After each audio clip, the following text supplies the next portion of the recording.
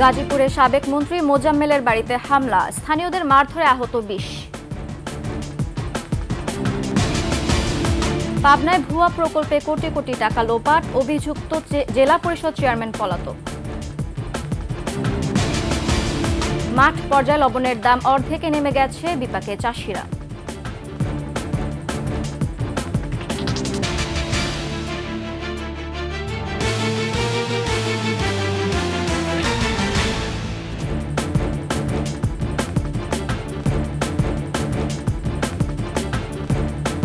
শুনছিলেন সংবাদ শিরোনাম। আমন্ত্রণ সকালের 21 সংবাদে, সাথে আছে আমি সুরা শ্রাবন্তী।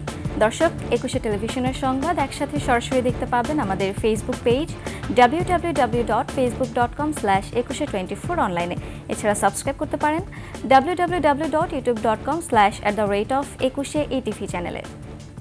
গাজীপুরে সাবেক মুক্তিযুদ্ধ বিষয়ক মন্ত্রী মোজাম্মেল হকের বাড়িতে হামলা চালিয়েছে বিক্ষুব্ধ জনতা। এ সময় স্থানীয়রা ডাকাত সন্দেহে তাদের বেশ কয়েকজনকে আটক করে মারধর করে। এতে কমপক্ষে 20 জন আহত হয়।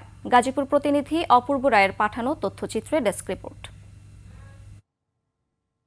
শুক্রবার রাত 10টার দিকে সাবেক মন্ত্রী মোজাম্মেল হকের বাড়িতে হামলা চালায় বিক্ষুব্ধ জনতা। তারা বাড়িটিতে ভাঙচুর করতে থাকে এবং আগুন লাগানোর চেষ্টা চালায়। এক পর্যায়ে গ্রামে ডাকাত হামলা চালিয়েছে বলে স্থানীয়রা মসজিদের মাইকে ঘোষণা দেয়। পরে গ্রামবাসীরা লাঠিসোঁটা নিয়ে বেরিয়ে আসেন এবং 16 থেকে 17 জনকে আটক করে পিটুনি দেয়।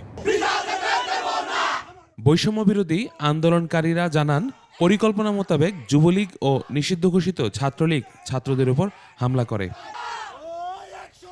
এ ঘটনার প্রতিবাদে ছাত্ররা শহরে বিক্ষোভ করে। আহতদের উদ্ধার করে 13 জনকে ঢাকা মেডিকেল কলেজ হাসপাতাল ও 6 জনকে শহীদ তাজউদ্দিন আহমেদ মেডিকেল হাসপাতালে ভর্তি করা হয়। এদিকে রাতে গাজীপুরের শহীদ তাজউদ্দিন আহমেদ মেডিকেল হাসপাতালে আহতদের দেখতে ঢাকা থেকে ছুটে আসেন কেন্দ্রীয় সমন্বয়ক হাসানাত আবদুল্লাহ ও কেন্দ্রীয় সমন্বয়ক সার্জিস আলম। ইউসুফ হাসান নাইম, 21 টেলিভিশন। দরপত্র না করে ভুয়া প্রকল্প দেখিয়ে কোটি কোটি টাকা হাতিয়ে নেওয়ার অভিযোগ উঠেছে পাবনা জেলা পরিষদ চেয়ারম্যান আব্দুর রহিম পাকনের বিরুদ্ধে।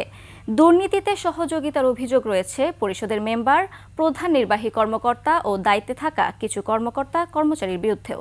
এ নিয়ে তদন্ত কমিটি করা হলে তাদের অনুসন্ধানে মিলে দুর্নীতির সত্যতা। এরপর থেকেই পলাতক অভিযুক্তরা।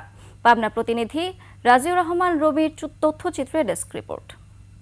ফ্যাসিবাদী আওয়ামী লীগ সরকারের আমলের পাবনা জেলা পরিষদের চেয়ারম্যান নির্বাচিত হয়েছিলেন জেলা আওয়ামী লীগের সহসভাপতি আব্দুর রহিম পাকন।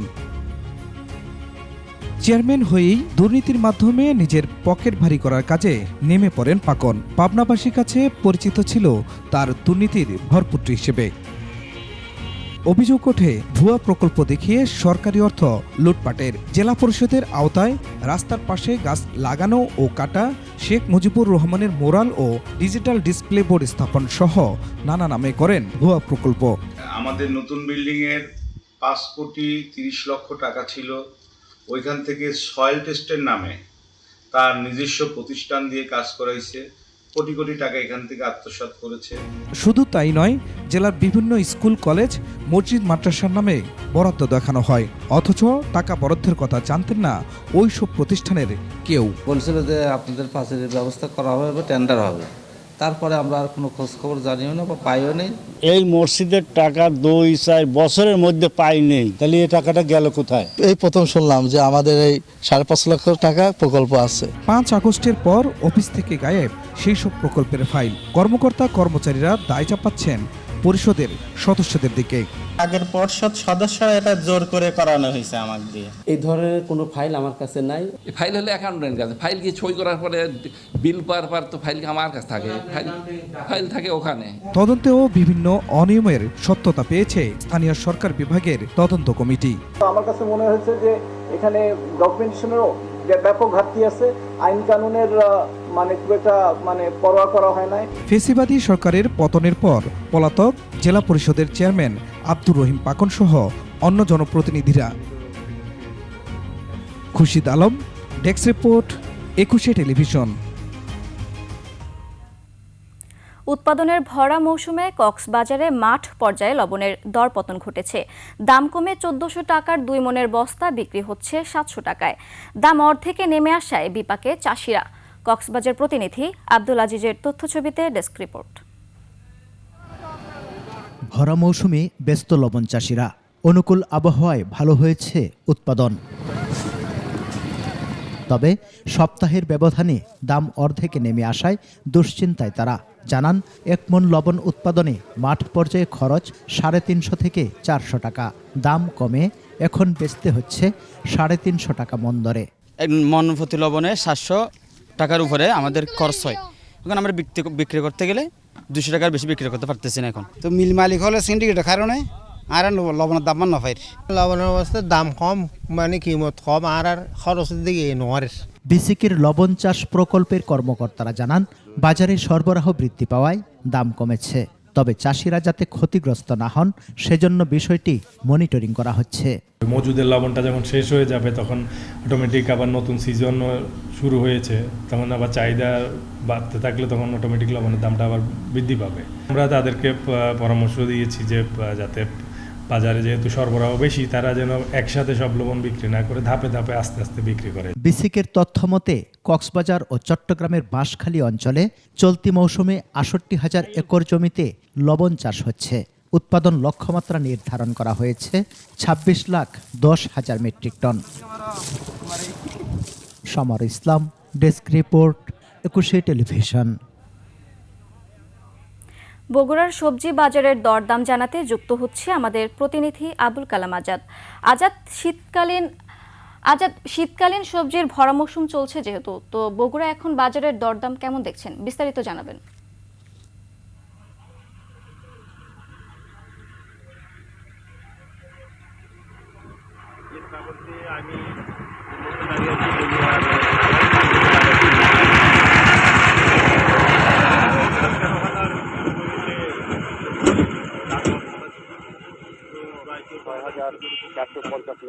উৎপাদনও আর অধিক হয়েছে, বলা যায় বাম্পার ফলন হয়েছে। তবে সবজিতে এবার আশা করা হয়েছিল কৃষকেরা মোট প্রায় ১২ কোটি টাকা ফসল এবার ঘরে তুলবেন, কিন্তু সেটা হয়নি। বছরের শীতের শুরুতেই কিন্তু সবজির দামটা একটু বেশি ছিল, ৩০ থেকে ৩৫-৪০ টাকা কেজি, কিন্তু শেষের দিকে এসে সবজির দর একদম পতন হয়েছে। সবজি আলু প্রতি কেজি ২০ টাকা দরে বিক্রি হচ্ছে, যেখানে আজ থেকে ৩০ দিন আগেও ছিল ৫০ টাকা কেজি দরে আলু। এছাড়াও সিম বিক্রি হচ্ছে ১০ টাকা কেজি দরে। এছাড়া টমেটো বিক্রি হচ্ছে ১৫ টাকা কেজি দরে খুচরা বাজারে। বাজারে সবজির দাম কমে যাওয়ায় কিন্তু কৃষকেরা ন্যায্য মূল্য পাচ্ছে না। তো এখানকার বগুড়া জেলার কৃষি অফিসারের সাথে কথা হয়েছে, যে তারা বলছেন আসলে সবজির এবার বেশি ভালো ফলন হয়, সবজির বাজারটা কমে গেছে। এই ছিল বগুড়া থেকে সবজির বাজারের সর্বশেষ খবর। ধন্যবাদ আজাদ। বগুড়া থেকে সরাসরি যুক্ত ছিলেন আমাদের প্রতিনিধি আবুল কালাম আজাদ, জানাচ্ছিলেন শীতকালীন বাজারের দরদাম। শেখ হাসিনার সময়ে ভারতকে দেয়া ট্রানজিটের কোনো সুফল পাচ্ছে না বাংলাদেশ। অর্থনৈতিকভাবে লোকসানের পাশাপাশি বাংলাদেশের জন্য বড় নিরাপত্তা ঝুঁকিও তৈরি করেছে এই একতরফা ট্রানজিট। বিশ্লেষকরা বলছেন, বিষয়টি খতিয়ে দেখে বাংলাদেশের স্বার্থ নিশ্চিত করতে অন্তর্বর্তী সরকারের এখনই উদ্যোগ নেওয়া উচিত। বিস্তারিত সঞ্জয় অধিকারীর রিপোর্টে। বাংলাদেশের ভূখণ্ড ব্যবহার করে ভারত পূর্বাঞ্চলের ৭টি রাজ্যে পণ্য পরিবহনের সুবিধা নিয়েছে। এর বিপরীতে ভারতের ভূখণ্ড ব্যবহার করে নেপাল ও ভুটানে পণ্য পরিবহনের সুযোগ চাইলেও পায়নি বাংলাদেশ। ট্রানজিটের ব্যাপারটা খুবই একপাক্ষিক, অসম তো বটেই, খুবই অসম এবং খুবই অস্বচ্ছ। বাংলাদেশ ভারতের সামান্য ধরেন ৩৫ কিলোমিটার ৪০ কিলোমিটার, এই ট্রানজিটটা কখনো পায়নি আমাদের, যেটা নেপাল এবং ভুটান যাওয়ার জন্য। টন প্রতি ট্রানজিট মাশুল ১৯২ টাকা, ৫০ টাকা নিরাপত্তা মাশুল এবং ৩৪ টাকা নৌবন্দরে ল্যান্ডিং শিপিং চার্জ ধরা হয়। সব মিলিয়ে প্রতি টনে মাশুল প্রায় ২৭৭ টাকা। ২০১৬ সালের জুনে ভারতকে কলকাতা আশুগঞ্জ নৌপথ এবং তারপর আশুগঞ্জ আখাউড়া সড়ক পথ ব্যবহার করে আগরতলায় পণ্য পরিবহনের সুযোগ দেয় বাংলাদেশ। 2018 সালে চট্টগ্রাম ও মোংলা সমুদ্র বন্দর ব্যবহার করে সড়ক পথে উত্তর পূর্বের রাজ্যগুলোতে পণ্য পরিবহনের অনুমতি দেয়া হয়। ভারতকে ট্রানজিট দিতে বাংলাদেশের প্রায় 7,000 কোটি টাকা ব্যয় হলেও এ খাত থেকে বাংলাদেশ আয় করেছে মাত্র 37 লাখ টাকা। 7,000 কোটি টাকা খরচ করে যদি কয়েক লক্ষ টাকা আসে, সেটা তো আমাদের জন্য আসলে কোনোভাবেই গ্রহণযোগ্য না। বাংলাদেশের বুক চিরে এই ট্রানজিটের পক্ষে হাসিনা সরকার ছিল মরিয়া। বিশ্লেষকেরা বলছেন এর মাধ্যমে দেশের নিরাপত্তা ঝুঁকি নিয়ে আছে বড় ধরনের উদ্বেগ। মাসুলের চাইতেও গুরুত্বপূর্ণ হচ্ছে যে বাংলাদেশের এক মাথা থেকে আরেক মাথা আরেকটা দেশের গাড়ি যাচ্ছে, পণ্যদ্রব্য যাচ্ছে, সেগুলি সম্পর্কে বাংলাদেশের মানুষ কিছুই জানে না। ভারতের সঙ্গে বাংলাদেশের করা ট্রানজিট সহ অসম ও জনস্বার্থ বিরোধী চুক্তিগুলো খতিয়ে দেখা উচিত বলেও জানান বিশ্লেষকেরা। ন্যায্যতার ভিত্তিতে যা পাওয়া দরকার, আন্তর্জাতিক যে স্ট্যান্ডার্ড আছে সেই অনুযায়ী এটা আমাদের দাবি করা উচিত। সঞ্জয় অধিকারী, একুশে টেলিভিশন, ঢাকা। দীর্ঘ সময় পেরিয়ে গেল বাংলাদেশ থেকে একজন রোহিঙ্গাকেও ফেরত নেয়নি মিয়ানমার, কিংবা বাংলাদেশ চেষ্টা করেও আন্তর্জাতিক আশ্বাসেও মিলছে না কোনো সুদূরপ্রসারী ফলাফল। মিয়ানমারের উপর চীনের আধিপত্য সত্ত্বেও এই দেশটির কোনো লক্ষণীয় ভূমিকা। বিশ্লেষকরা মনে করছেন রোহিঙ্গাদের ফিরিয়ে নিতে কোনো দিনই মিয়ানমারকে চাপ দেবে না চীন। তাই এক্ষেত্রে আন্তর্জাতিক সম্প্রদায়ের সমন্বিত চাপ ছাড়া কোনো বিকল্প নেই।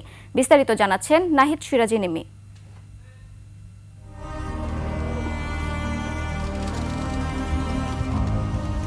রোহিঙ্গাদের ফেরাতে বিভিন্ন সময়ে নেওয়া হয়েছে বিভিন্ন পদক্ষেপ। এরই মধ্যে পার হয়ে গেছে দীর্ঘ 9 বছর। এখনও বাংলাদেশ থেকে মিয়ানমারে ফেরত পাঠানো যায়নি কোনো রোহিঙ্গা শরণার্থীকে।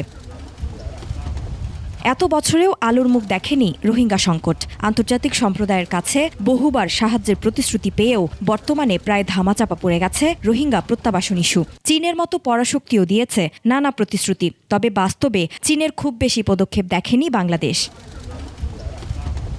মিয়ানমারে ফেরা যেখানে অনিশ্চিত, সেখানে সম্প্রতি কমে এসেছে মানবিক সহায়তা। এই অবস্থায় কিভাবে এত বিশাল জনগোষ্ঠীর ভরণপোষণ করবে বাংলাদেশ, তা নিয়েও রয়েছে উদ্বেগ। বারবার চীন ভারত এই বক্স থেকে বের হয়ে এসে অন্যান্য যে শক্তিগুলো আছে সেই জায়গাগুলোতে এবং বিভিন্ন যে ফোরামগুলো আছে সেখানে আমাদেরকে এটা নিয়ে যেতে হবে। চীন ব্যক্তিগত স্বার্থেই রোহিঙ্গাদের প্রত্যাবাসনে কোনো মধ্যস্থতা করবে না জানিয়ে এই বিশেষজ্ঞ মন্তব্য করেন, মিয়ানমারের আরাকান আর্মি বিদ্রোহী গোষ্ঠী হওয়ায় বাংলাদেশের পক্ষে কূটনৈতিকভাবে তাদের সাথে আলোচনার কোনো সুযোগ নেই। বাংলাদেশ যদি এখন ইয়াঙ্গুনের সাথে কোনো ধরনের ডায়ালগ ডেভেলপ করে, তাতে করে খুব বেশি কিছু করার নাই। তার কারণ হচ্ছে ইয়াঙ্গুনের কর্তৃত্ব রাখাইন রাজ্যে নাই। আবার বাংলাদেশ আরাকান আর্মির সাথেও সরাসরি কোনো ডায়ালগ ডেভেলপ করতে পারবে না মিয়ানমারের সাথে ডিপ্লোম্যাটিক রিলেশন রেখে। তার কারণ মিয়ানমার রাষ্ট্রের কাঠামোতে আরাকান আর্মি হচ্ছে একটা বিদ্রোহী সশস্ত্র গোষ্ঠী। মিয়ানমারের উপর চীনের কর্তৃত্ব অনেকটাই কমে আসছে। উল্লেখ করে এই বিশেষজ্ঞ বলেন, রোহিঙ্গাদের ফেরাতে আন্তর্জাতিক সম্প্রদায়ের উদ্যোগের বিকল্প নেই। আন্তর্জাতিক সম্প্রদায়কে এখানে আসলে এগিয়ে আসতে হবে। নাহিদ সিরাজি নিম্মি, একুশে টেলিভিশন, ঢাকা। শেষ করছে সকালের 21 সংবাদ। যাবার আগে সংবাদ শিরোনামগুলো আরও একবার। গাজীপুরের সাবেক মন্ত্রী মোজাম্মেলের বাড়িতে হামলা, স্থানীয়দের মারধরে আহত 20। পাবনায় ভুয়া প্রকল্পে কোটি কোটি টাকা লোপাট, অভিযুক্ত জেলা পরিষদ চেয়ারম্যান পলাতক। মাঠ পর্যায়ে লবণের দাম অর্ধেকে নেমে গেছে, বিপাকে চাষিরা।